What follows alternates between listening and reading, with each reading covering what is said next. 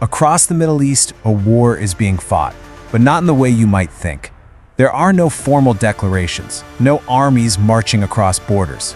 Instead, it's a hidden war, a conflict that shapes battles from the deserts of Yemen all the way to the shores of the Mediterranean. And at the center of it all is Iran's hidden hand. So it begs the question, right? How does a nation pull this off? How can a country, knowing it stands no chance in a straight-up fight with a superpower like the United States, not only manage to survive, but actually project its power across an entire region? Well, the answer isn't in what they have, but in who they can get to fight for them. All right, let's pull back the curtain on this strategy. This is a war that's waged in the shadows. It's built on a foundation of influence, on ideology, and maybe most importantly on a deep understanding of its own weaknesses and its enemy's biggest vulnerabilities. There's a name for this art of the underdog. It's called asymmetric warfare. See, you don't go tank for tank or jet for jet. You just change the rules of the game completely. This way of thinking was really born from the fires of the Iran-Iraq War. That was a brutal, bloody, conventional conflict, and it taught Tehran a lesson it would never, ever forget. You do not fight a superpower on its own terms. So they perfected this new art instead. And this really gets to the heart of the choice Iran made. On one hand, you have their conventional military. Look, tank for tank, it's just no match for American firepower, and a direct war would be absolutely devastating. But then, on the other hand, you have this proxy network. It's this incredibly sophisticated web of forces that gives Tehran what it craves: plausible deniability.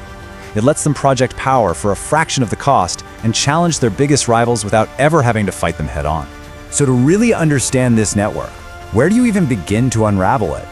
Well, you have to start with its most prized asset, the absolute centerpiece of this entire strategy, Hezbollah. Tucked away in Lebanon, right on Israel's northern border, Hezbollah is so much more than just a militia. For decades, Iran's own Revolutionary Guard Corps has carefully nurtured it, shaped it into this powerful hybrid force. It's a political party, a social movement, and a truly formidable army, all rolled into one. And its value to Iran? Oh, it's almost impossible to overstate. It serves as a forward base, staring right at their arch-rival Israel. It commands this massive arsenal of rockets that can hit deep inside Israeli territory. And inside Lebanon itself, it wields incredible political power. It's a direct extension of Tehran's influence right in the heart of the Levant. But here's the thing, a force like Hezbollah doesn't exist in a vacuum. To keep its supply, to keep it strong, Iran knew it needed to build a bridge, a physical corridor of influence stretching for hundreds and hundreds of miles. This is what people sometimes call the Shia Crescent, or the Axis of Resistance. It's a strategic land bridge, painstakingly built through the chaos of war that literally connects Tehran to its allies in Syria and Lebanon. You have to understand, this is the logistical backbone of their entire regional project. So how did they build it? It was a step-by-step process. First, in Iraq, they backed powerful Shia militias, weaving them deep into the country's security forces.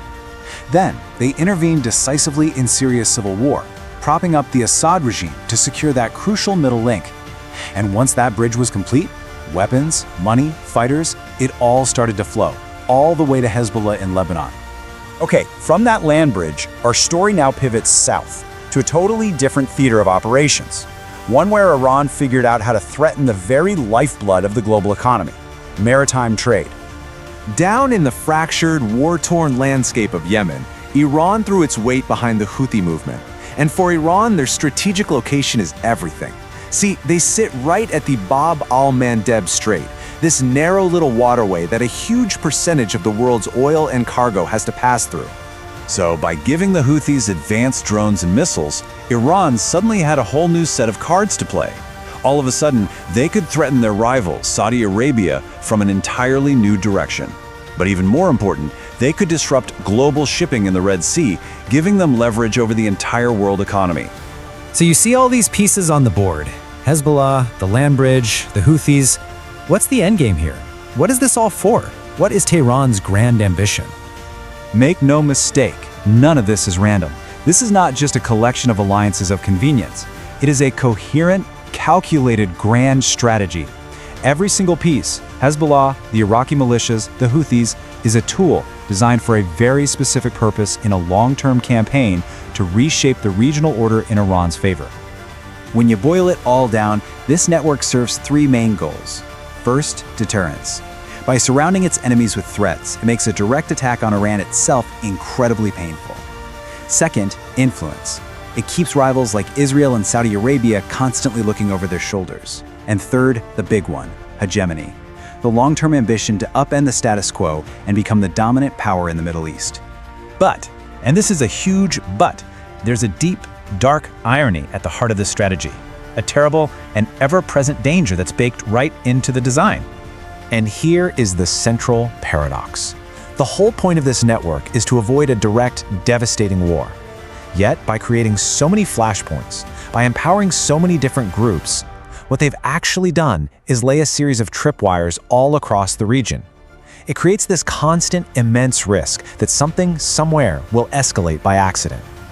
So you have to ask yourself a deeply unsettling question.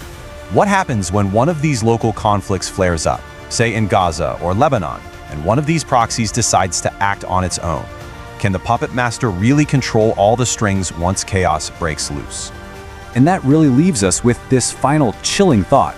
The very network that was so brilliantly designed to prevent a direct war might, in the end, be the very thing that starts an uncontrollable one.